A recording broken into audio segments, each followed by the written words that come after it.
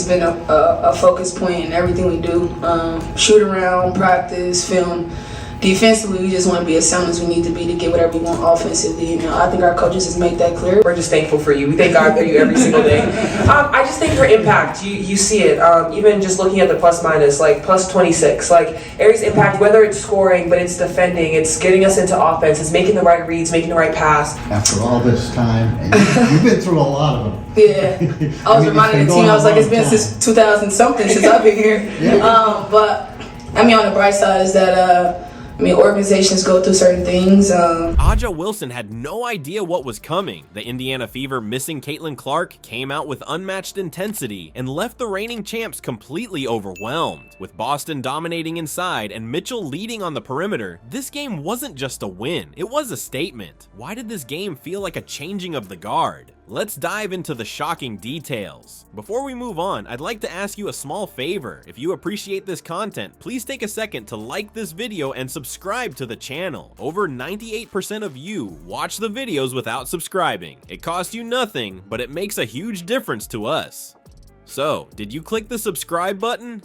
Great, thank you so much. Now, back to the video. The Las Vegas Aces probably walked into this game expecting a routine win. After all, the Fever were missing Caitlin Clark, their biggest offensive weapon, and Dana Bonner wasn't on the floor to bring size and toughness. On paper, this should have been a mismatch. The Aces are the defending champions, loaded with firepower and sitting at the top of the standings. But Kelsey Mitchell didn't care about any of that. She saw an opening. Her team needed a leader, and she delivered in ways even the Aces didn't seem ready for. Think about the pressure on Mitchell going into this matchup. Without Clark to generate offense or dictate pace, the team's flow was at risk of collapsing. Could the Fever run an efficient offense?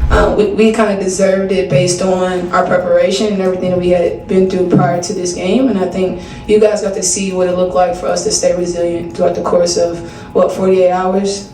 Throughout our games, you've seen that there have been times where we hold opponents to a great points, and then we look at that fourth quarter and all of a sudden they go on a run. And so for us, it's about making sure that we stay consistent throughout the 4 quarters and put 40 minutes together. Energy was high, made sure that we were focused, because obviously we know Vegas is a great team and their team full of winners. And so for us, it's make sure that we turn the page off of a great Commissioner's Cup success, and then we have to be ready for Vegas, and we were.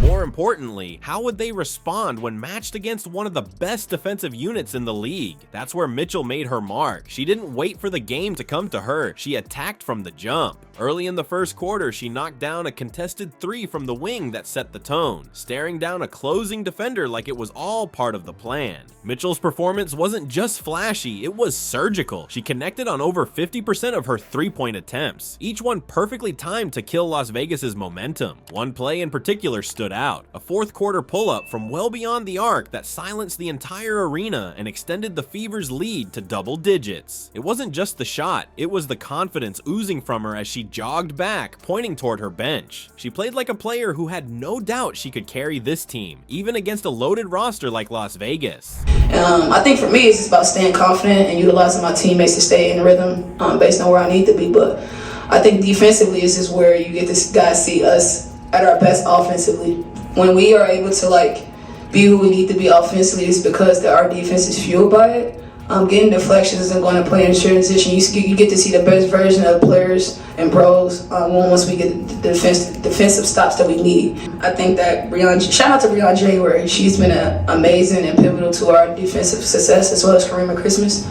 They have been pivotal as far as knowing where we need to be and knowing. By the time the game ended, Mitchell had racked up 27 points, 4 assists, and 0 turnovers. Her energy was contagious. Players like Erica Wheeler and Victoria Vivians fed off her rhythm, and the Fever's offense looked as smooth as it has all season. With Mitchell crushing it on the perimeter, the stage was set for Aliyah Boston to dominate in the paint. Imagine being a rookie and staring down A'ja Wilson, the reigning MVP who's known for dominating anyone in her path. That's the challenge Aliyah Boston faced. The Aces, stacked with talent and physicality, have been a nightmare matchup for the Fever for years. And with Caitlin Clark out, the pressure on Boston was unlike anything she's seen yet. Could she rise to the moment? Not only did she rise, she owned it. Basketball is a game of up and downs. It's not a flawless game. It's really hard to play a flawless game anytime.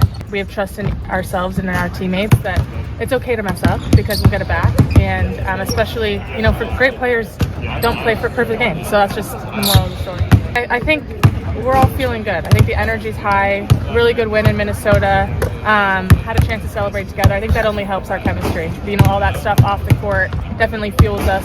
We're having fun with each other. We're having fun together playing. I mean, I think there's a mix. I think everyone's coming in with a level of focus every day. Just right now, knowing that, you know, we do have a target on our backs and making sure that we're locked in on everything we're doing in practice. From the opening moments, you could see Boston was ready to attack. She established her presence early, bodying up against Wilson in the post and disrupting entry passes. On the offensive end, she was relentless. There was one possession that completely flipped the tone of the game. Boston caught the ball on the block, gave Wilson a quick one-dribble spin, and finished with a powerful left-handed layup, drawing the foul. The bench erupted. That play wasn't just 2 points. It was a message. This matchup wasn't going to go as planned for Las Vegas. And then there was her rebounding. Boston made the paint her personal property. She pulled down 14 boards, 7 of them on the offensive end. That included a game-changing moment in the third quarter where she snagged an offensive rebound in traffic and immediately put it back for 2 points, keeping the Fever's momentum alive.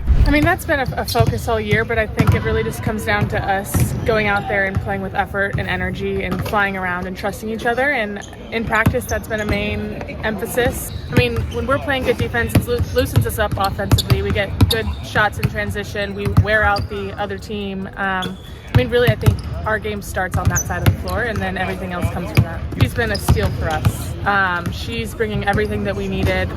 Energy offensively, energy defensively. She's fit into the system seamlessly. And we couldn't ask for more from her. She's doing everything on both ends. The Aces couldn't handle her physicality. She boxed out Wilson like a veteran, completely undercutting any second chance opportunities Vegas is known to create. The numbers tell the story. Boston finished the game with 22 points on 70% shooting from the field. More impressive, though, was her defense. She held Wilson to one of her lowest scoring games of the season, contesting nearly every shot and forcing her into tough looks. You could see the frustration on Wilson's face as Boston swatted away a mid-range jumper in the fourth. This wasn't just a great game for Boston. This was a warning to the rest of the league. She's not here to learn the ropes. She's here to take over. And alongside Mitchell, the Fever suddenly looked more dangerous than anyone expected. This wasn't just a win. It was proof that the Indiana Fever are more than the Caitlin Clark show. Kelsey Mitchell proved she's capable of leading when it matters most. And Aliyah Boston didn't just compete with the MVP. She outplayed her.